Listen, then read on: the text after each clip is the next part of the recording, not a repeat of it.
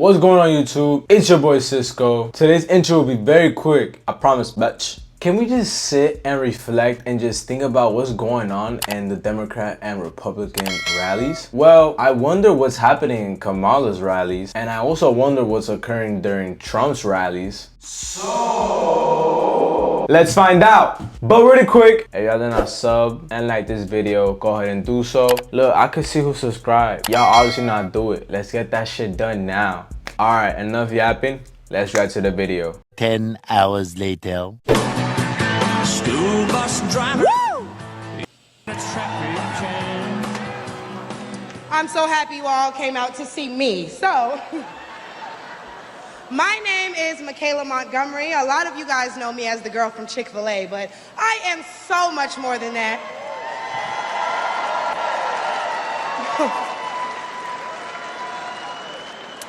Not only do I serve as the CEO of Conserve the Culture, I am also the state director for Blexit down here in Georgia. I'm a Fulton County coordinator for America First Works, and I'm also launching a podcast on the Patriots Prayer Network, so put some respect on my name. Okay. Respect has been given at full effect. Those are some serious accolades that she just mentioned, guys. Like real shit.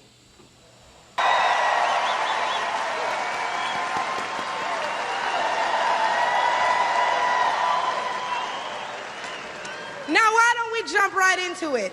See, as a young single mother, I can tell y'all that rent is too damn high. I can tell you that as a young black voter, groceries are too damn high.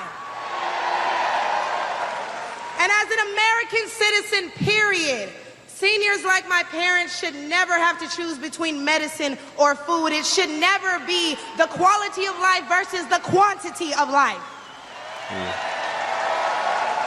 That was very well spoken. Very well said, very well said. I feel like it should be like that for elders as well. It shouldn't be a pick and choose. They should be able to have both, provided both food and, medication.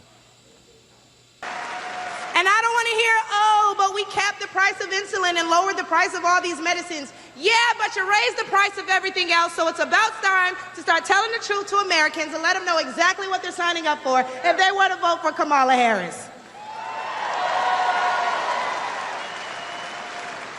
We need to vote based on facts and not feelings. See, under Harris and Biden, the average Georgia household is losing $1,060 per month, and inflation is at 21.4%. And due to the war on energy, average gas prices have reached record highs for the state. We also did a poll, and 80% of us black Americans are not happy with the current state of the economy, so I'm gonna need 80% of y'all to vote accordingly in November. She gonna need y'all to vote accordingly. Hey, she's feisty, she's very quick with it, and I like her personality. She has really good energy. She has really good energy. That's what's up. They love me, they really love me. The left wants you to get in your feelings about things that have been said, but I want you guys to pay attention to what has been done. They don't want to talk policy. They just want to use propaganda to steal your vote. The left is trying to tout this woman as a savior for the black community, but all she's done is hurt the black community since she came into the game.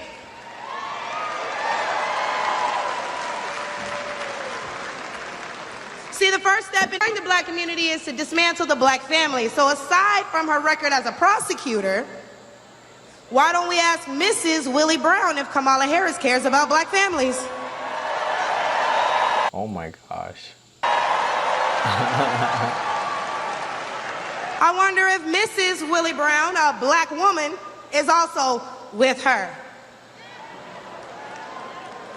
A few days ago, President Trump said he didn't know Vice President Harris was a black woman. I'm trying to figure out what all the outrage is about because she's only black when it's time to get elected. Did I lie? The same black people who are mad at Trump for being confused about her race, ethnicity, nationality, whatever, are seemingly forgetting that while you're touting her as a savior for black people, she identifies as an Asian woman. She chose her side and it wasn't ours. When asked if she would ever do anything specifically for black people, she said no.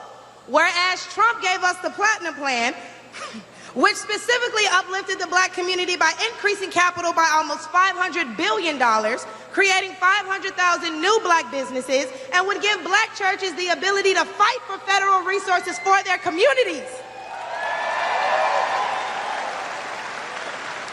And why are we acting like strong borders aren't a thing literally everywhere else in the world? Since when has being patriotic been a crime? See, a few weeks ago at the debate, Trump mentioned black jobs. And a lot of people got in an uproar as if they didn't know what he meant. Well, we go to the polls and cast our black vote. We go to the stores and spend our black dollar. We live in our black community, but for whatever reason, we draw the line at a black job. Did you know that in Texas, rifles can be carried in public without a license, whereas in Florida, no open carrying is allowed?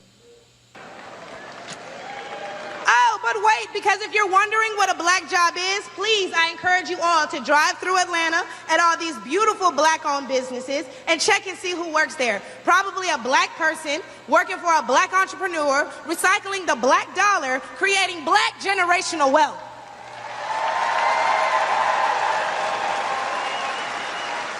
She's really like moving this crowd in this rally right now. Like she's bringing just energy and facts as well. Also facts, because she's not just saying any opinions. She's said numbers and there's facts behind it. Like you could search it up. The information is there. If they come here illegally and they're taking your jobs and your resources, then please believe my cousins in the Appalachians, they coming for you too. And y'all know Kamala Harris has yet to say Laken Riley's name. As borders are, she opened the border to millions of illegal immigrants that have flooded American streets with deadly drugs and gangs that have spiked overdoses by over 124% and brought more crime into minority communities. So how's that for black folks? But let's take race out of it. Just as a woman, period. How can you be a champion for women's rights when you're taking away opportunities from biological women and giving them to transgendered ones? Wow, that was a very powerful statement towards the confused people about their gender and stuff.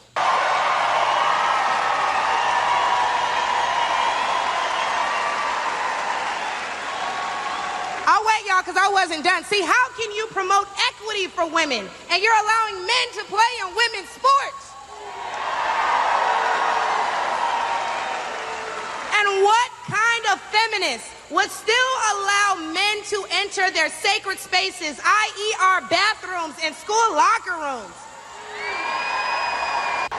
Do I even need to mention the opening ceremony at the Olympics? That Angela Carini was forced to fight a man and told us that she's never been punched so hard in her life.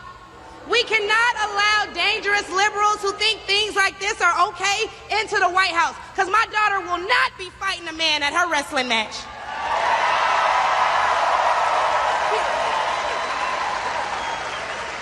And what I think both men and women can agree on is that national security is important. So who would y'all rather see lead us into war if it were so to happen? My silk-pressed sister Kamala or the big dog Donald Trump? Oh. Biden-Harris administration hurting you guys in ways we can't even comprehend by the rising cost of everything. Black farmers suffered even more due to the delays associated with the Inflation Reduction Act signed in 2022. Now, don't let the Biden-Harris administration fool you, because they waited until the 9th hour to sign off on disbursements as a last-minute attempt to garner support. But why would they hurt the agricultural industry?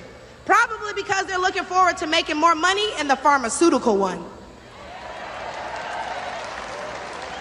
And speaking of pharmaceuticals, because I promise I'm gonna wrap this up, when they bring up abortion and they talk about protecting your medical freedoms, don't be afraid to mention COVID. The Biden-Harris administration forced Americans to take an experimental vaccine and took away their jobs, their livelihoods, and their freedoms if they refused. Wow. They could just take that like nothing. That is so cruel, bro. That is so cruel. Trump gave us a choice and Biden gave us a mandate.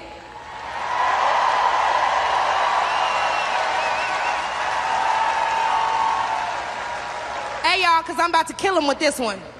So the next time the left wants to tell you that, hey, abortion is a right and you need to protect your medical freedoms, remember that they took those freedoms away from men and women the second they got in office, and there's nothing stopping them from doing it again.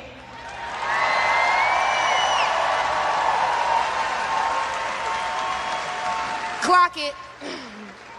So lastly, again, I'm going to encourage you all to vote based on the facts and not feelings. Oh, he made me feel so bad when he said that. Okay, but they hurt your families when they sent all your tax dollars overseas. Oh, it hurts my feelings when he acts like that. Okay, but it hurts all of us when you see an administration failing their country that they were elected to represent. In which case, I'm going to leave y'all with, hey, mama, daddy, I made it.